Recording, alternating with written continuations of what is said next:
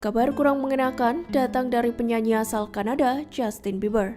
Suami Hailey Baldwin tersebut baru-baru ini mengumumkan jika dirinya didiagnosa sindrom Ramsay-Hunt. Hal tersebut dibagikan Justin Bieber melalui unggahan video di Instagram pribadinya pada Sabtu 11 Juni 2022 kemarin.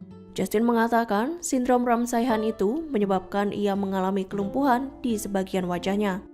Justin menyebut sindrom tersebut disebabkan oleh virus yang menyerang saraf telinga dan wajahnya. Akibatnya, hanya sebelah wajah saja yang merespons gerakan Justin Bieber.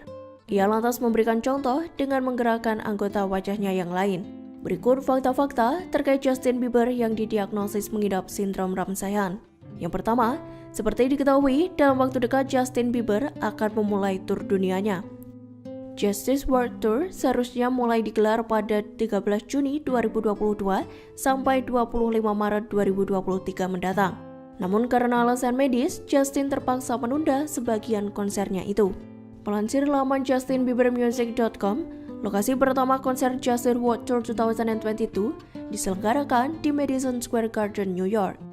Terkait kondisinya, pelantun lagu Love Yourself itu berharap agar para penggemarnya bisa mengerti.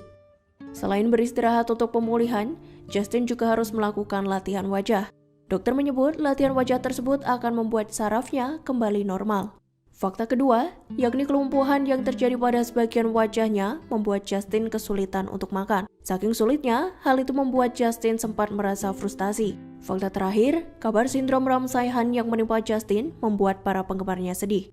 Tagar We Are With You Justin juga sempat bertengger di trending topik Twitter Indonesia. Setidaknya ada lebih dari 25.000 cuitan yang menyuarakan tentang suami Hailey Baldwin itu. Banyak pengguna Twitter yang memberikan dukungan hingga doa untuk Justin.